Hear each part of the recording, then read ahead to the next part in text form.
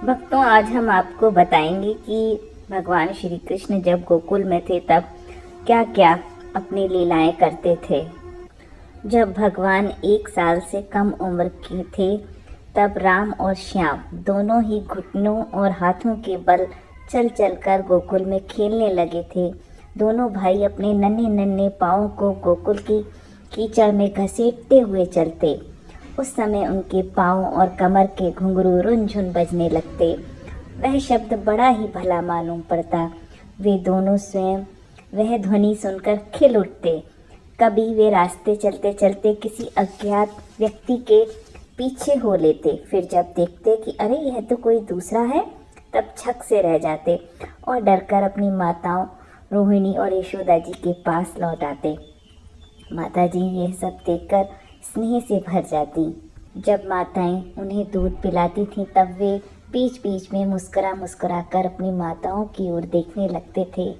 तब वे भी अपनी मंद मंद मुस्कान से उनकी छोटी छोटी दंतुलियां और भोला भाला मुंह देखकर आनंद में डूब जाती थीं। जब राम और श्याम दोनों कुछ और बड़े हुए तब ब्रज में घर के बाहर ऐसी ऐसी बाल लीलाएं करने लगे कि जिन्हें तो गोपियां देखती ही रह जाती।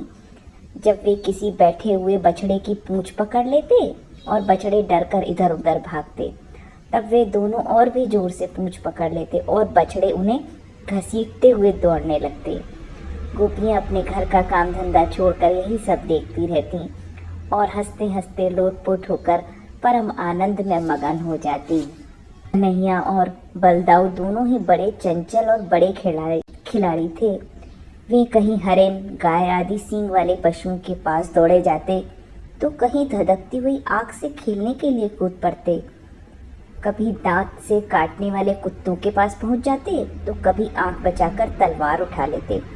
कभी कुएं या गड्ढे के पास जल में गिरते गिरते बचते। कभी मोर आदि पक्षियों के निकट चले जाते और कभी कांटों की ओर बढ़ जाते। माताएं उन्हें बहुत डराती बरसती, परंतु उनकी एक ना चलती। ऐसी स्थिति में वे घर का काम धंधा भी नहीं संभाल पाती थीं। उनका चित्त बच्चों की भय की वस्तुओं को बचाने में ही चिंता से अत्यंत चंचल रहता था। जिनके बच्चे ज़्यादा नटखट होते हैं तो उनकी माँओं का चित्त हमेशा उनकी सुरक्षा में ही लगा रहता है। पता नहीं ये शरारती बच्चे कब कौन सी हरकत कर लें और मुसीबत का कारण बन जाएं। इसीलिए माताएं हमेशा उनकी सुरक्षा को लेकर हमेशा ही चिंता में बनी रहती। आज बस इतना ही, फिर आगे के लिए राधे राधे। जय श्री कृष्ण।